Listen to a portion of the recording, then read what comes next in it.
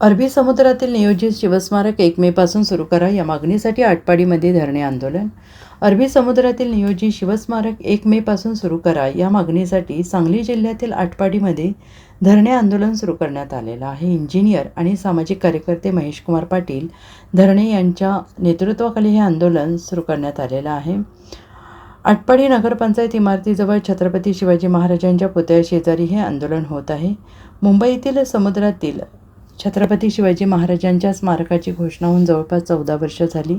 केंद्र सरकारची मंजुरी मिळून साधारण 12 वर्ष झाली आणि या स्मारकाचे भूमिपूजन होऊन 10 वर्ष झाले. परंतु अनेक आश्वासने देऊन सुद्धा हे स्मारक अजून प्रत्यक्षात सुरू झालेलं नाही. याचा निषेध या आंदोलनाच्या माध्यमातून करण्यात येतो आहे. या पृथ्वीवरती 71% पाणी आहे आणि 29% जमीन आहे. आणि छत्रपती शिवाजी महाराजांच्या समुद्रातल्या स्मारकासाठी किती जमीन लागणार आहे आणि किती लोकांनी अडथळा केला आहे, आम्हाला ज्याचं त्यांनी ॲनालिसिस करावं असं वाटतंय.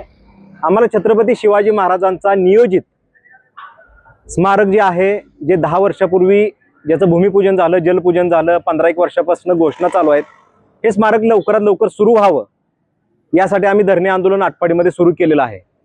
अगदी कायदेशीर मार्गाने आणि संविधानिक मार्गाने आम्ही हे आंदोलन करतोय.